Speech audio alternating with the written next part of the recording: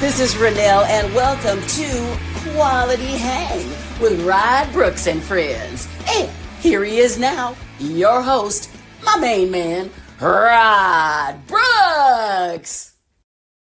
Thank you very much, Renelle. I am Rod Brooks, and welcome everyone to a special afternoon delight version of Quality Hang.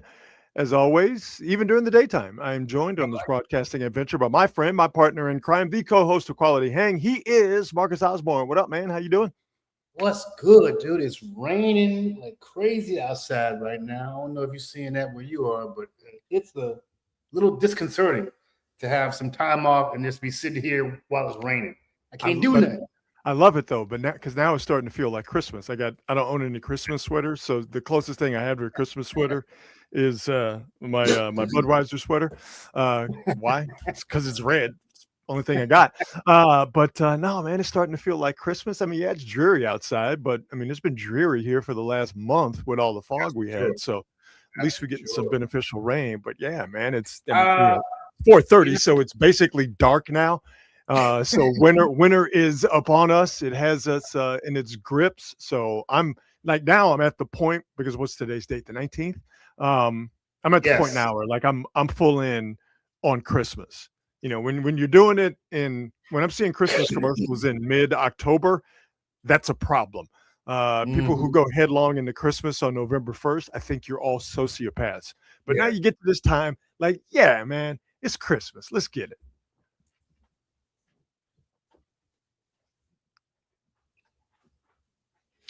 Oh, we just got a disconnect. Did we?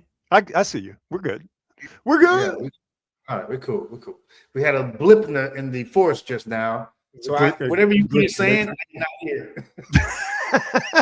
It wasn't that impressive anyway. As always, before we start the show in earnest, we thank our presenting sponsor, the fine folks at Hop Monk Taverns. 3 locations to choose from: Sonoma, Sebastopol, and in Novato. And at all 3 locations, they all do the same wonderful, and I mean wonderful things. Fantastic food from a wildly diverse menu, a craft beer selection that is absolutely out of this world, and a live entertainment, diverse live entertainment selection that is equally as diverse as the food and beer they serve. So check them out online at hopmonk.com to see what they have coming up as far as shows at all 3 locations. Definitely follow them on all of the socials. But if you happen to be near Sonoma, Sebastopol, or in Novato, you cannot go wrong by dropping into one of those Hop Monk locations. I promise you'll have a good time, and you will walk away with your hunger and your thirst satisfied. Let's get into the Niners. I think the story of this season, however it ends, Marcus, for the Niners, it's going to be cloaked in the Niners always, like they always fell upward. You lose Brock Purdy, you get Mac Jones, and he helps you win games. There's no significant drop-off at quarterback play. Yeah, they're 2 different quarterbacks, but there's no significant drop-off. He made plays to help them win, Mac Jones. You lose Fred Warner. You lose Nick Bosa, 2 extraordinarily important parts of your defense. So while the Niners defense still has some holes, and holes that I think is going to keep it from getting the number 1 seed and possibly getting to and winning the Super Bowl, it didn't cripple the defense. They were still able to craft together enough of a pass rush and get enough guys on the back end to do a good enough job to be in somewhat concert with the offense. So the Niners fell forward again. You know, they started the season with Jake Moody, and he almost lost them that first game of the season against the Seahawks. They get Eddie Pinheiro off the street. Any other team that had a kicking problem could have gotten Eddie Pinheiro. Yep. The Niners got him, and he has been a part of the Niners being the best special teams unit in the NFL. There are several other examples of the Niners continuing to fall forward, and last night was another example. Niners didn't play a football game last night. The Seahawks and the Rams did, and because the Rams forgot how to score in the fourth quarter, and the Seahawks won, if the Niners beat the Colts beat the Bears, and then beat the Seahawks in Week 18, the Niners, with all of those injuries and all of the things that have happened to them, the Niners will have, if they win these next 3 games, the top seed in the NFC and home field advantage throughout the playoffs, including the Super Bowl, which is going to be played at Levi's. They didn't play a game a couple of weeks ago, and they moved up from 7th to 6th in the NFC playoff standings. Didn't play a game last night, as I mentioned, and now they have a chance to be the number 1 seed if they win out.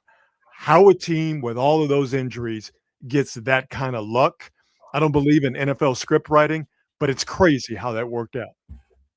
Yeah. I think about the way this season has gone. This has kind of been an ongoing story with both of us. How are they doing this? Basically, how are they doing this? And it really has been, in large part, because of the preparation, the motivation, and the coaching of one Mr. Shanahan. Yeah. You got to give him all the credit in the world. And of course, credit in the world to the players, because they got to go on the field and make this stuff happen. But let's be honest. Many times in the past, this same squad has had these types of injuries. Any other year, I don't know how they managed to survive it this year, but any other year, this season is over. This is a 4 and 13 squad. They have kicked ass this year, and nothing but the greatest admiration for me. I will say this, though. Yes, please. There also hasn't been a that has sort of dominated all year long. Everybody's kind of very good or garbage, but nobody's great, and I think that also helps as well. Yeah, I mean, they have been the beneficiaries of a 4th place schedule for sure, and the NFC West playing the AFC South and the NFC South. Both of those divisions thought to be lesser divisions, although the Texans and the Jaguars are probably going to go to the playoffs. The NFC South is an absolute train wreck.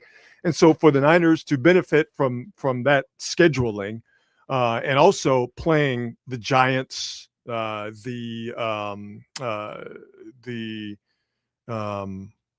the Saints. They played the Browns. That's right. Playing those last place teams and beating them obviously has contributed to what they've done. But when you look at the fact that the Niners 4-1 in the division and 8-2 against NFC opponents, like that's the, I call them the load-bearing walls of this structure that the Niners have built. But they've the players, again, I don't know if you could call it luck with Mac Jones, but it's damn good fortune. Absolutely. I think the Eddie Pinheiro thing is almost luck. He could have been snatched up by anybody. Now he wanted to come here. He said he did want to come here, so I guess that kind of takes luck out of it. But the Niners again were the beneficiaries of good fortune that Eddie Pinheiro wanted to come here and fix a problem that indeed was a problem for the Niners. But I do think that there is a bit of, with the players, I think there is a bit of them almost being used to dealing with injuries. And to me, there was almost like a fight or flight situation for the Niners this year dealing with injuries. Hey, are we going to let it do what it did to us last year when they only won 6 games? Or are we going to find a way to overcome it with just the sheer strength and the sheer will of the collective of the players and the coaches, not just the head coach, not just the defensive coordinator, not just the special teams coordinator, but I'm talking position coaches as well, the guys who deal with the individual players on a one-to-one basis way more than the head coach does, and even the defensive coordinator. I do think that there was a bit of that involved, that we just, because you look at other teams that have had to deal with injuries. I take the Lions, and I'm cherry picking here, but I take the Lions as an example.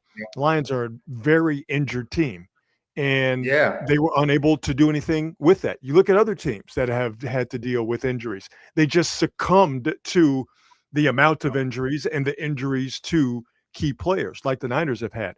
I think that for the Niners, again, they've been the beneficiary of good scheduling, favorable scheduling, and other favorable things. But I really do think just sort of a team-wide collective of, hey, man, we've been through this before.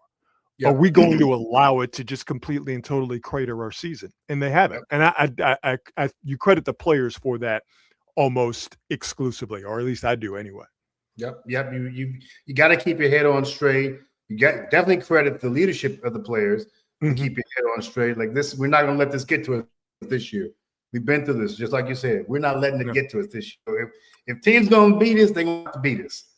Yeah, we're going to not beat ourselves. We're going to be as good as we can possibly be. And hopefully that's going to be enough to win more games than we lose. I love it. And listen, it's about to get tough here for the Niners. This is the real football season. Once you get into December, this is real football season. All of that stuff that happened in September, October, and November, it's important. It can be foundational, sure. But big boy football is played in December. And I think for the Niners, these last 3 games, Carolina, I got it written down here, Carolina, Cleveland, and Tennessee. These last 3 games with that bye week in between Cleveland and Tennessee, these have been like preseason games for the Niners. All in preparation for these next 3 games to finish the season and however long they are in the playoffs. And I will continue to harp on this until I see something differently. The Niners' run defense is what's going to keep them from doing something extraordinary. The Niners' run defense, if it is giving up 7.5 yards a carry to Jonathan Taylor, as it did to Pollard last week, Niners are going to lose that game. Yeah. If the Niners are allowing 4.5 yards a carry like they did against Cleveland, Niners are going to lose this game and lose the game against the Bears, which is a completely different animal.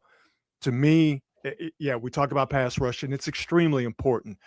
Coverage busts on the back end. The Niners had 3 of them against the Titans. That's 3 too many. 2 of those busts resulted in touchdowns. But for me, the Niners have to find a way to get some semblance of a stout run defense. They had it all the way back when they faced Atlanta and held Bijan Robinson to less than 3 yards per carry. It's in them. They can do it. Now, they had Michael Williams in that game, and not having him is huge. But Fred Warner didn't play in that game. That was Tatum Bethune's first game as a starter. And Tatum Bethune led the team in tackles. The Niners are going to get Bethune back. They're going to get Okawanu back, and Elliott, and Yetur Gross-Matos, and Kendricks is going to be in the mix. So they're getting more bodies. So I think that lends itself to the Niners being better against the run. But if they're not, and they allow Jonathan Taylor to get loose, they're going to piss away a golden opportunity that was given to them by the Seahawks last night. It's really helpful in a weird way to have different players out there on the defense because you kind of have to learn who these guys are. Yeah. You build a game plan for these other defensive players. Well, now you got these other guys on here. So now we're going to figure out how to do this. And now that all these players are coming back, you got to figure this out again. This could end up, I'm spinning it, but it could end up being an advantage for them. You never know. You got to. Yeah. And see, my girl Patty from Napa. For Niner fans' sake, this run defense gets better, but I mean, proof's in the pudding, baby. Over the season, you are what you are. Yeah. Well, listen. They allowed 4.5 yards a carry to the Texans, 5.5 yards a carry to the Giants, 4.5 yards per carry to the Rams, 2.5 yards a carry to the Cardinals. But remember, Jacoby Brissett threw the ball 57 times in that game. So that almost doesn't even count. The Carolina. sucks. Yeah. Carolina, 5.5 yards a game. As I mentioned, Cleveland, 4.5 yards per game. My girl Patty's saying, get more positive. We can do this. Yes, they can do it. But I think now the playtime is over. Okay. Yes. All right. The Niners it's sort of like golf. Moving right. day. You're in the middle of moving day right now. Yes. This is Saturday at the Masters. 100%. Exactly right. The Niners have a chance, if they win these next 3 games, to have the top seed in the conference. Literally be 2 games away from the Super Bowl at home. Right? There's way too much at stake for them to be as bad as they've been at stopping the run. So why I don't feel like I'm being negative. I feel like I'm being honest about this, that what's going to stop them from getting that wide open road to possibly the Super Bowl will be their inability to stop the run. I think you have to be harsh on them. I think you have to be judgmental about what they're doing as far as their run defense is concerned, because it would be a damn shame with how great that offense is.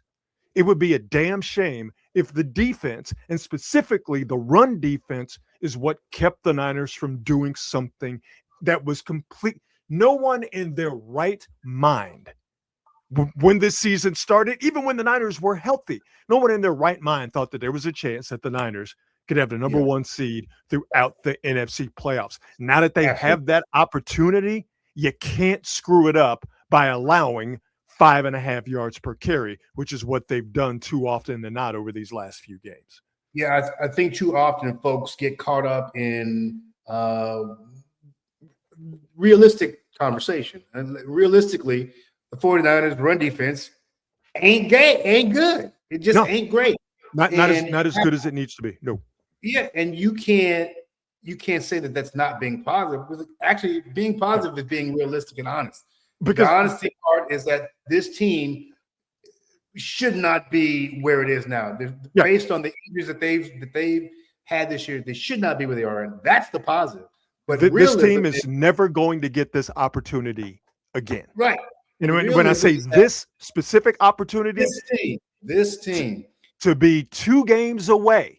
That's right. If they win these next 3, to be a divisional playoff game and an NFC championship game away from playing the Super Bowl at home.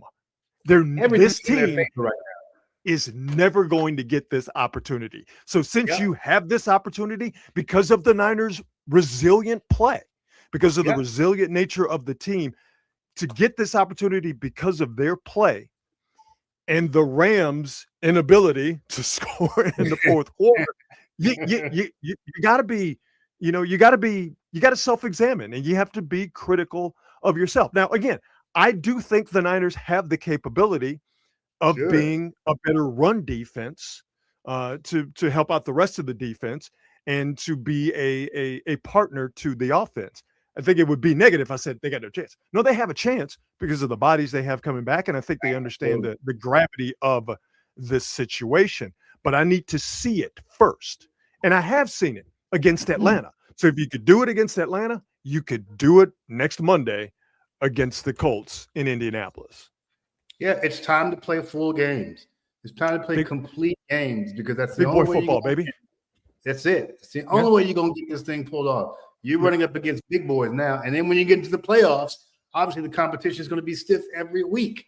Yep. So, yeah, you need every advantage you can get, and it starts now. Moving month. The playoffs for the Niners start on Monday. These are all playoff games. The Niners will engage in 3 consecutive playoff games. And I like it. And I guarantee you they like it too. They like the stress. They like the pressure too. Let's get to the Warriors before we do some goofy stuff and then get out of here for Christmas. 30 turnovers. No, what was it? 20 turnovers and 30 points off of those turnovers. Was that what it was last night against Phoenix? That's insane. That's insane. And what is insanity it's doing the same thing over and over again, expecting a different result. It's I don't insane think for them to keep turning the damn ball over and expecting a different result. I don't think that that's going to change. I really don't. Like, even No. just based on the kind of offense they run, the turnovers are not going to come. With the Warriors, if they can hold themselves to 18 turnovers in the game, they're going to have a shot. But generally speaking, this is through this entire dynastic run, this has been their Achilles heel. Yep. And to make it worse, it's always their best players, the most important players, with the most turnovers, whether it's Draymond, whether it's Steph. I mean, those two guys are always the guys with the most turnovers. Yep. And I don't think that's going to change. But they had the talent to overcome it years ago. They do not have that now. This is not a roster that, from my standpoint, is ready for a championship run. That being said, because of their experience, if they get into the playoffs and they get into these series, well, they give themselves a fighting chance. But generally speaking, this is not a championship roster, dude. No. It's at this point, it's not even be one of the 8 teams in the conference roster. This team is going to look different once you get past January 15th. The Kuminga situation will take care of itself, and I think there are going to be more. There should be more moves made before the trade deadline in middle of February. I guess that's when it is. I forget exactly, but obviously some point in time after the calendar changes here in a couple of weeks. But the way it looks right now, it looks old, it looks tired, it looks small, it looks discombobulated, it looks like certain guys are frustrated because they are doing the same things over and over and over again. Because there weren't any games this week up until yesterday. Warriors Twitter was just putting on a command performance, everyone playing their roles. You had your Kuminga stands, Kuminga haters, Kerr haters, Draymond stands. You had, everybody was at war, and it was just c'est magnifique. But listen, it has nothing to do with stands, and it has nothing to do with coaching and rotations. You had the rotation guys in there. This guy should play over this guy, and blah blah blah blah blah. Hey man, based on what? Yeah, exactly. They turn the ball over. They turn the ball over. They can't shoot, and they're undersized at positions where you need size, and they don't have the wing length and athleticism that they need in today's game, but a style of play, a need that the Warriors, I think, ushered in and thrived in, of course, when they were winning championships. They had a team full of dudes who were 6'7", 6'8", 6'9", who could defend multiple positions, and they could get out and run, and they could knock down some shots. And obviously Steph and Draymond and Clay and then Kevin Durant were at their absolute peak. Now they have a bunch of dudes who are 6'3", 6'4", 6'5", 6'6", who are just not that good and can't defend and can't do the things that this Warrior team needs to do within the framework of the offense that Steph Curry wants to play in and that they've run in for years. So you could talk about coaches, you could talk about rotations, you could talk about all that nonsense. They're just ain't good enough. They're just built poorly. They're not good enough. And listen, not good enough. I ain't the only one that's saying it. There are a lot of people that are saying it. They're saying it. But thank you. Thank you. They know it too. Yeah. I guess my frustration with the discourse is I always feel like, okay, this is going to sound very boozy. I would rather have conversations like this with people who actually understand professional basketball and don't have an agenda. Yeah, I'm like, it's not all Steve Kerr's fault. Who else is going to coach this team to being great? It's not Draymond's turnovers. It's not Steph being old. It's not just give Kuminga 30 minutes a night. That shit is not going to make this a good team. They ain't got the players. Period, point blank, end of story. And all the bitching and moaning and crying that Warriors fans are doing is almost the most illiterate kind of perspective on it. You guys don't know what you're talking about. Like, learn what you're talking about. Stop telling me that Steve Kerr can't develop players, because you got to tell me what players have gone on to be great somewhere else. You got to tell me who developed Kevon Looney. Hell, Jordan Poole came out of here and went on to be Jordan Poole somewhere else. Not necessarily great, but this is not a bad coach. He didn't suddenly forget to do it. There was something interesting that someone said in an interview the other day, where they said that maybe Kerr's voice is not being heard as much as it once was. I'm a big believer in that. And I heard it for the first time from Pat Riley about 25 years ago, where he said essentially a coach has 10 years where the players will listen to him. After that, they start to tune him out because the message isn't new anymore. It's not new anymore. So, if they make changes, go for it. Now is the time. But let's not pretend like this is a team that was going to win the title this year. And I even thought they were going to be good. Title, maybe not, but I still thought they'd be better than this. But you see that this is just not a great team. Yeah. Period. Yeah.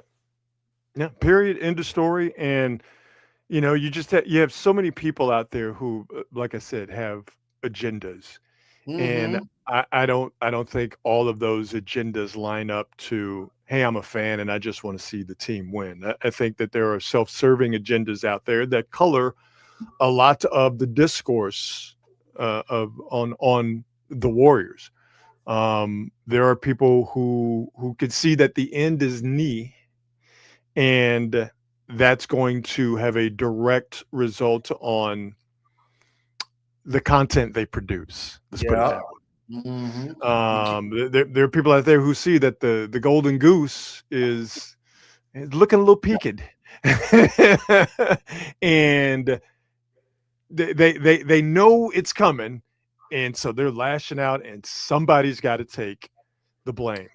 But that's I probably even already said too much there. But no, you right on point. There's going to come a reckoning, and unfortunately, it's going to come when Steph no longer plays, and that's when it's truly going to be over for this iteration of the Warriors.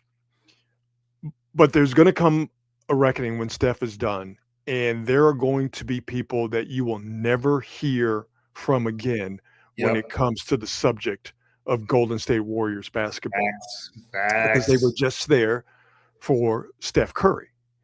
But because they are just there for Steph Curry, whether there is a financial component to it or just a fan component to it, but you have people who were just there, the people who were just here for Steph Curry. Well, when that's over, now what? Now what's what they've one of my favorite words of this year is actually one of the words of the year, and it's parasocial.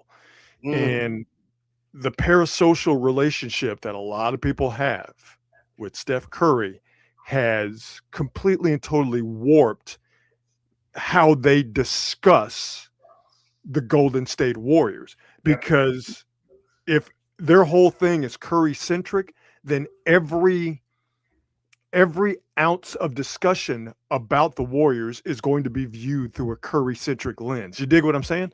So it's impossible to have a legitimate, genuine basketball conversation about what's wrong with the Warriors with someone who all they care about is Steph.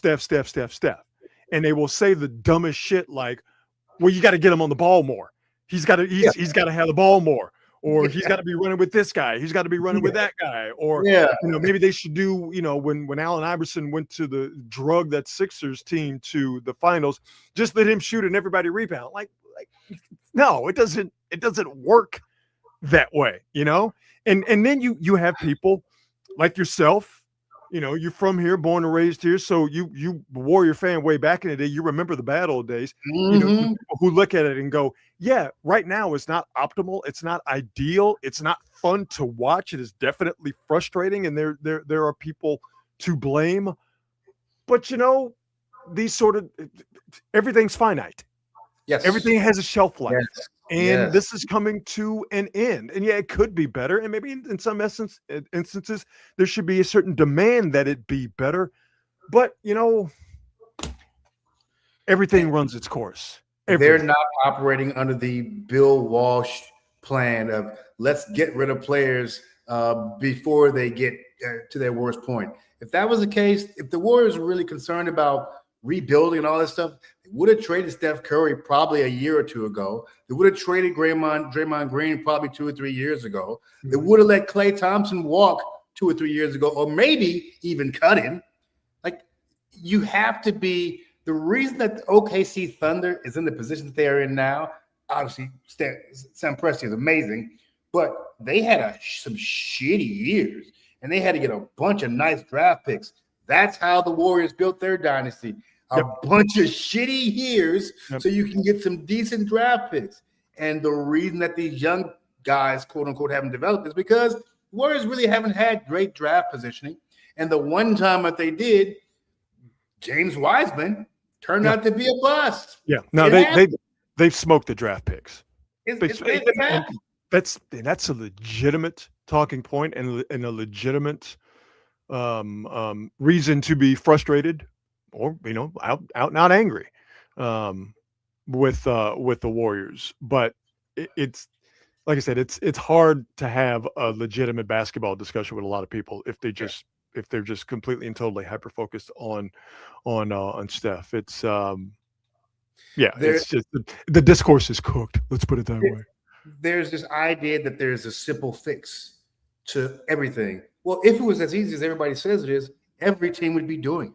It's not as simple as fire the coach. It's not as simple as put in this guy for 30 minutes a night. It's not that simple. Nope.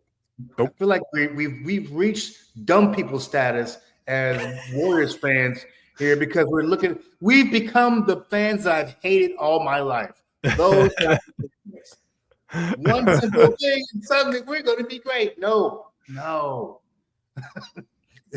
Sorry, I'm venting. No, I love it. I love it. All right. I'm gonna do something different here before we close out here and enjoy our Christmas. Actually, I want to hit you with another little quick thing. Oh, please. Yeah, please.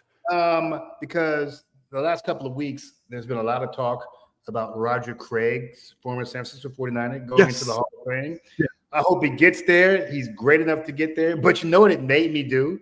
Because I enjoyed Roger Craig when I was a kid. I went back and started watching some old 49er games on YouTube. Joe Montana was really good, dude. You forget. Yeah. But when you watch him play, oh my God, this dude is amazing. I watched the game. This is one of the greatest games any quarterback has ever played. They were playing the Eagles in Philadelphia, 89. And this is when Reggie White was at his peak. And Veterans Stadium, you know what it was like. Yep. Montana was getting his ass kicked. I forgot how violent football used to be. He was getting his ass kicked. He got sacked 8 times in that game. So he got hit several times more. They went into the fourth quarter down by 11. Montana throws 4 TDs in the fourth quarter, and they win 38-28. That dude was so goddamn good. It's so good. People need to go back and watch how good Montana was. And I think I may have said this to you before, but I see the way Brock Purdy plays is what reminds me of the way Joe Montana plays. I mean, you're not the only one to say that. And there have been people who not only saw Joe Montana play, but played with Joe Montana, or occupied the same space as Joe Montana, who they've said that they see a little bit of Steve. Yeah. Steve Young, I know, did say sees a little bit of Joe in Brock Purdy. Yeah. No, you can 100% see that. There is a multi-part documentary coming out in February. Yeah, before the Super Bowl. On AMC about the Niners. I cannot wait to see that. Coming. Long time coming, and it's going to introduce a lot of people to Joe Montana. Because I mean, we saw him play live, although I don't think I felt like I didn't see him play nearly enough, but we saw him play live. There are enough people out there who love football and no football who Mhm. didn't see Joe Montana play. Didn't see,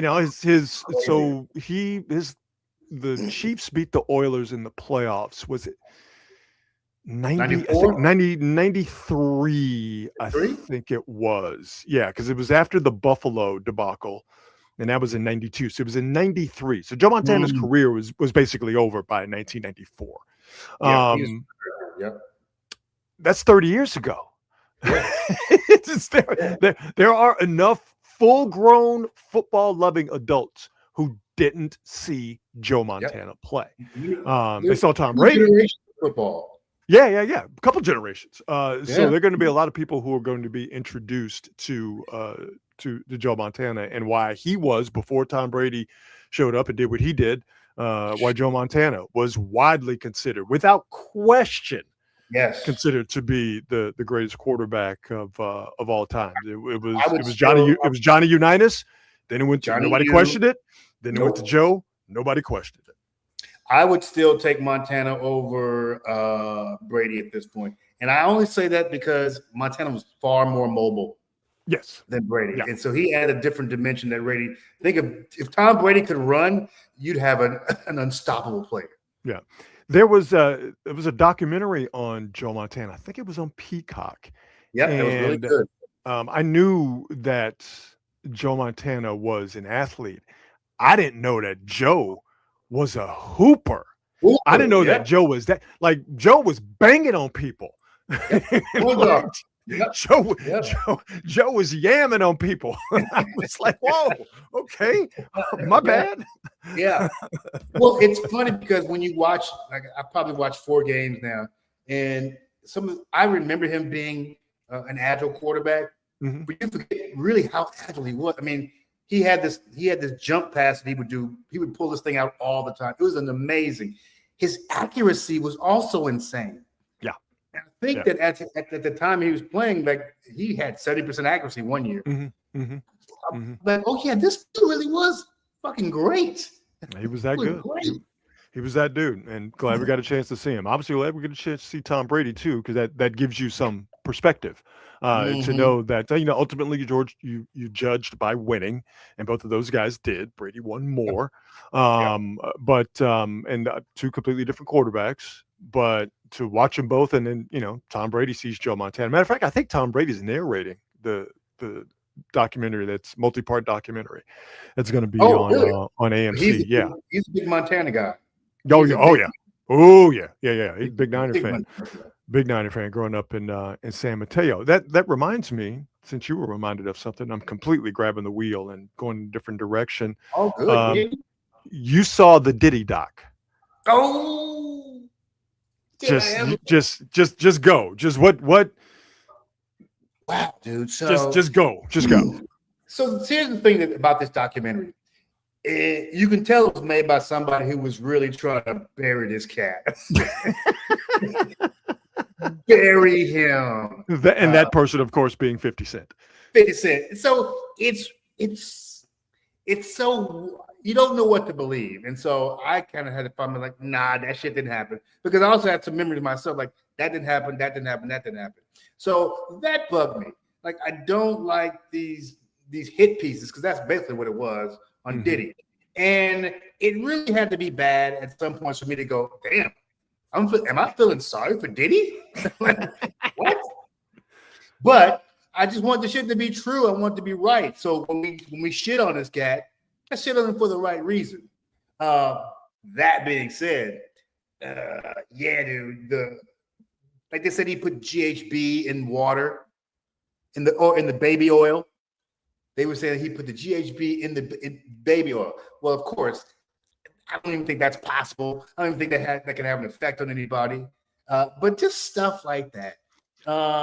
Wait, hang on. He was putting the roofie drug in baby oil under the assumption that it would absorb into the skin. This is what I'm saying. I don't believe that, because I don't think that's possible scientifically. That's what I'm like, okay, y'all just making up some shit. They talked about how it's not possible scientifically, but I do believe somebody as deranged as Diddy Just say Wait, stupid people. right, yeah, and also having no understanding of the human anatomy or how it works. I could see him going, Playboy, if we just put it in the baby oil, it'll just seep into their skin. That's my, by the way, that's my Diddy impression. That's all I got. That's a good one. All I can say is Playboy. After that, it sounds like me. So yeah, I could see him doing that. But I don't know how that works. I'm guessing that it cannot be absorbed in the skin. But what do I know? I don't think that's possible. In order for it to work, it has to be ingested. But he's also one of these kids who was. They always talk about how these CEOs, etc., have some psychotic tendencies, psychopathic tendencies. He clearly does, and it started out the way most of these things start out. The guy was just ambitious. He was trying to come up. He was trying to learn the game, etc., etc. But every time he had something successful happen, a little bit, he didn't used to drink or smoke or do drugs at all when he got in the game. But again, the more power you get, the more money you make, the more people who say yes to you, the crazier you get drunk with power. And this is exactly what happened to this kid. You're talking about a guy who didn't have no women. And if you look at him, you understand why he ain't had no women. He was so obsessed with becoming Andre Harrell, really obsessed with that. And then he got to the point where he was like, "Oh, I'm bigger than Andre Harrell." So he started trying to steal acts from Andre, etc. He groomed his girlfriend, Cassie, Kim Porter. He was smacking all these chicks around. But again, this is stuff that started happening after he became Diddy. It's like a completely different human being got inside him. I don't know if it's a deal with the devil or whatever, but this dude changed and he became a monster. I forget when I found this out. This was years ago, before any of the stuff that eventually got him taken to jail and soured him in the court of public opinion. That Cassie video coming out. I mean, that was the that was the inflection point. Yeah. But when I heard what I'm about to mention, I was like, oh, okay. I get it now, because we had all heard in the ether that he was up to some shady stuff, but you didn't know, right? Yep. But when I found out that his father used to run with Frank Lucas, the heroin kingpin in Harlem, that American Gangster, that movie was based on, that his old man ran with Frank Lucas and was murdered. Diddy's old man was, when he was 3 years old. Now, obviously, a 3-year-old would have no knowledge or understanding of his pops out there in the street, and wouldn't understand a murder of your father. But when I heard that, I'm like, oh, this gangster shit is in his blood. Yeah. Like that's a whole part of his get down.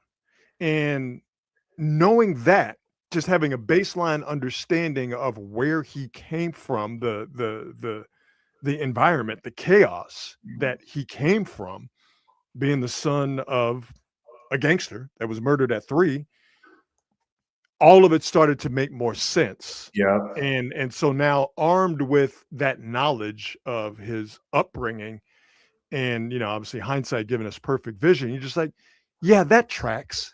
That tracks that he would be someone who would use violence and other nefarious measures to get what he wants. Where Diddy was, I mean, I would say smart. Where he was smart is that he wrapped all of that bad stuff up and packaged it in a very almost affable and definitely sort of friendly media presentation. You dig what I'm saying? As a cultural icon, he presented himself as a cultural icon. Exactly. Yeah. It's amazing how he presented himself almost in a harmless way. You know what I mean? Like it's until we got the Cassie video, there were a lot of people out there thinking he physically couldn't do what a Yep. lot of people had accused him or had knowledge of him doing. That's the that's the psychopathic part. Like, man, if you would put all that to good use, you could have been bigger Right. than you were. But he chose to succumb to his vices and his own psychopathic desires. Like it's the borderline fascinating to see where he came from, how he got what he got, and where he is right now.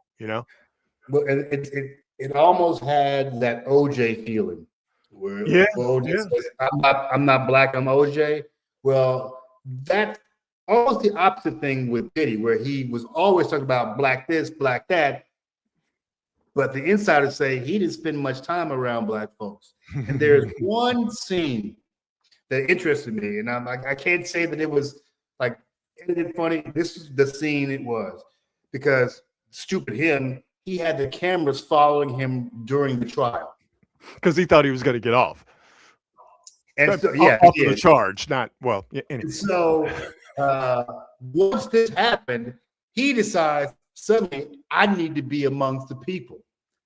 So then he decides to go to Harlem and just walk around Harlem and shake hands and kiss babies, because he ain't been there in so long. And of course, people come up to him. So one dude goes up to him, hey man, I got this jacket. I want you to have it. Then it's like, oh, I love, that's great. It's so cool. You think black men stick together, etc. Gave him the jacket. Puff took it. Thank you, brother. Thank you so much. He got inside the van. See, I'm gonna have to go home and I'm gonna have to spray. I'm gonna have to, what do you say? Spray myself off. And I'm like, oh, that's gross. That's gross. How can you talk about a man that way? But this is who he was. This is who the dude was. I have to disinfect myself. That's what he said. Did he kill Tupac? Nah, he ain't killed Tupac. You don't think so? Nah, and this is what I mean when I say this. A lot of made up shit. You can tell somebody who really was trying to go after him, but we know that he ain't killed Tupac. We know who killed Tupac. We know that he wasn't involved. As a matter of fact, we do know who killed Tupac, and it had no one who had anything to do with Diddy.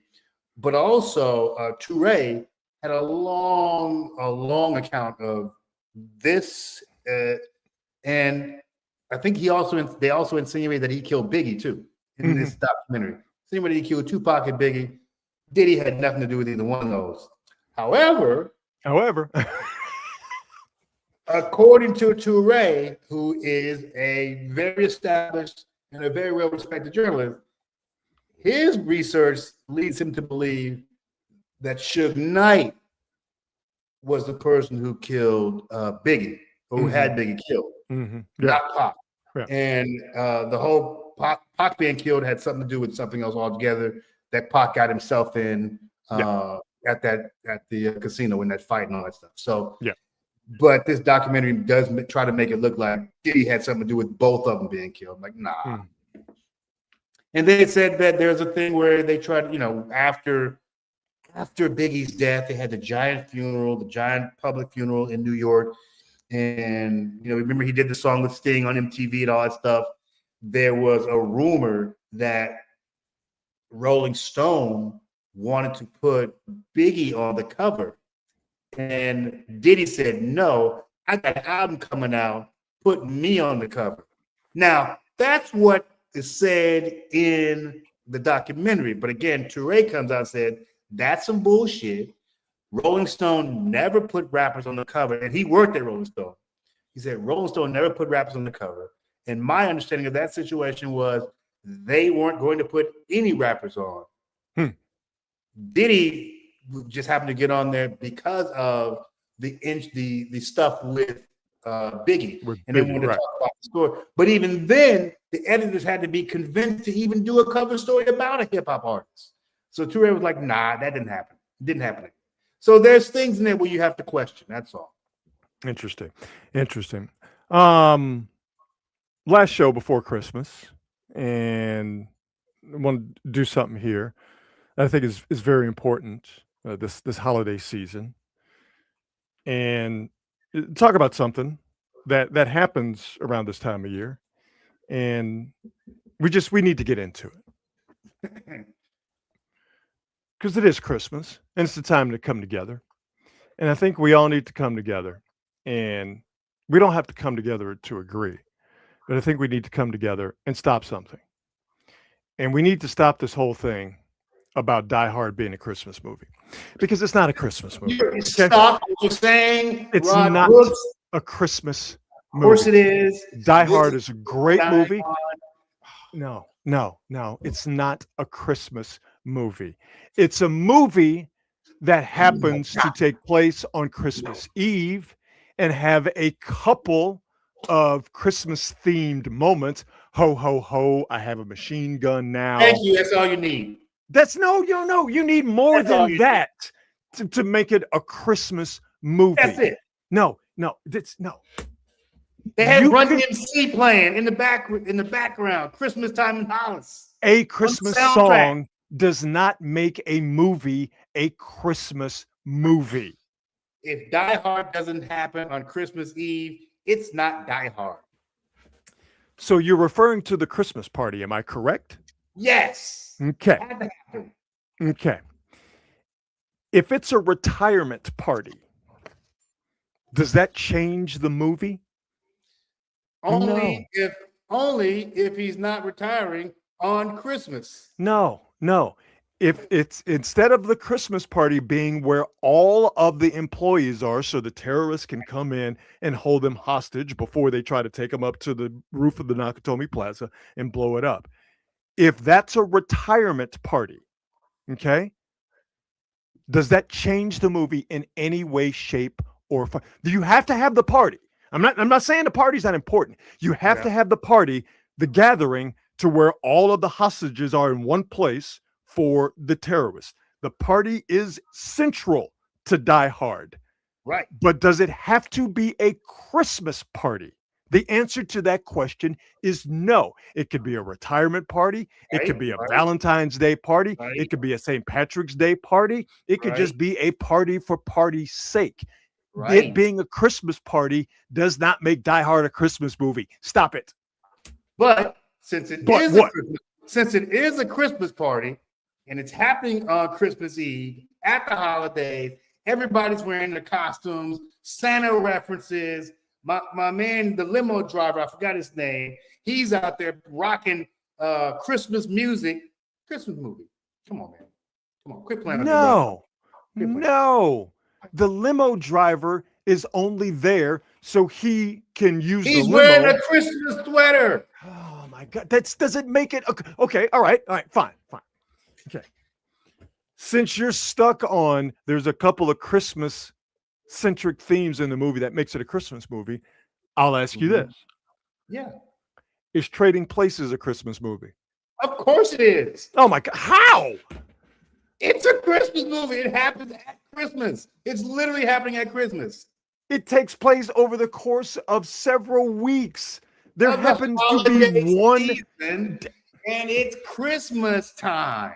The entire thing takes place over, even in the poster, he's got on a Christmas hat. If you look at come on, man. Come on. These are not Christmas movies. They're movies that happen to have Christmas-centric themes in them. Elf is a Christmas movie. A Christmas Story is a Christmas movie. Yeah. Love Actually is a Christmas movie. Yeah. Die Hard is not a Christmas movie. Christmas is not central to the plot of Die Hard. I don't think Christmas is central to the plot of Love Actually. It takes place around Christmas time. But that's why I say it's a Christmas movie. At least, oh my God. If you took Christmas out of Die Hard, it's still Die Hard. If you take Christmas out of Love Actually, it's still Love Actually. No. That's it. No. Those porn stars aren't thinking about the baby Jesus in Love Actually, dude. I cannot believe you're one of these people that are just perpetuating this falsehood that Die Hard is a Christmas movie. Die Hard is a great movie. Die Hard is not you could remove every single the most referenced parts of Die Hard have nothing to do with Christmas? Nothing. Okay, that's fair. Nothing. Yeah, That's but fair. but if Christmas is central to the movie, therefore making it a Christmas movie, you would think that more of the Christmas elements in Die Hard, and there are some, cannot deny that, you would think that that would be more beloved when it comes to people's affection to or for the movie. It's not. But that has more to do with the genre of film it is, which is action Christmas movie, than anything else, right? Like if I watch Elf, most of my references to Elf don't really have anything to do with Christmas when I think about it. Like I think about him eating gum off the escalators. That really doesn't have anything to do with Christmas. Well, yeah, it does, because it's an elf eating gum off the escalator. But he's not an elf. He's a dude. Yeah, but he's still an elf. He's a He's just not wearing the elf costume. No, he's an elf. He's not the he's not an elf in stature, but he's an elf growing up with elves. He wasn't born that way. He's trans. He transitioned to an elf. Listen, okay. I'm the holidays are about coming together and it's about peace. But if you encounter anybody out there espousing this nonsense that Die Hard is a Christmas movie, do what I just did with a close friend of mine. Be very loud and argumentative about the fact that Die Hard is not a Christmas movie. Ruin your entire family gathering. Piss off your coworkers at the Christmas party, or just go up to a random stranger and just yell, Die Hard is not a Christmas movie, and all of you need to stop this bullshit. Okay? We're not falling for your ruse anymore. and y'all who are on the pro Die Hard Christmas movie, don't let these people bring you down. It's brainwashing. It's all propaganda. They're trying to convince you it's not what you. They're trying to convince you that what you know to be true is not true. Stand tall. I never once considered you to be part of the facts don't matter crowd, Marcus, but here we are. Listen, I don't believe in flat earthers. I don't believe in anti-vaxxers. I believe in this shit. I'm gonna stand on some Die Hard as a And on that note, we're gonna go ahead and get ourselves out of here. Once again, thanks to our presenting sponsor, the fine folks at Hop Monk Taverns. 3 locations to choose from. Check them out in Sonoma, Sebastopol, and in Novato. Quick programming note, no show next Monday because of Niners and Colts Monday Night Football. So make sure you join us on NBC Sports Bay Area Niners pregame an hour before. So we'll start at 4 and then an hour after the final gun. So join us on NBC Sports Bay Area on Monday for all of your Niner coverage. And no show on Thursday because Christmas is next Thursday. So we will see you folks before. Well, maybe we'll do a show before New Year's Eve and New Year's Day. How about that? If we can pull it off, let's see if we can do a show. But definitely once we get into 2026. By the way, that just hit me like a ton of bricks a couple of days ago. That 2026 is coming up. It almost brought me to my knees. This year goes. Jesus Christ Almighty! It's just it's like the clock has been sped up. It's on fast forward.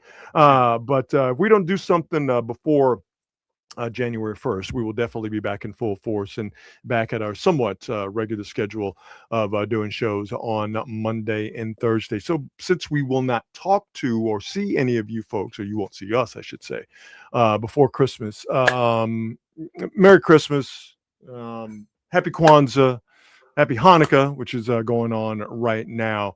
Happy holidays to each and every one of you. Thank you so much for being a part of what we do. All the quality hangers in the chat, all of you folks out there. We just, again, we do this for you. We could not do it without you. And we thank you so much. And we wish all of you the merriest of Christmas. Wouldn't you say, Marcus? Amen, baby. Thanks a lot for the support. And we're going to try to keep this thing rolling on into 2026. Oh, yeah. Oh, yeah. Oh, yeah, for sure. So, everybody, have yourself a fantastic Christmas. Everyone, be safe out there. If we don't talk to you next week, we will see you in 2026. So, maybe an early Happy New Year to all of you as well. So, we're going to go ahead and get out of here. But as always, before we do, we tell you to be good and be good at it. We'll see you.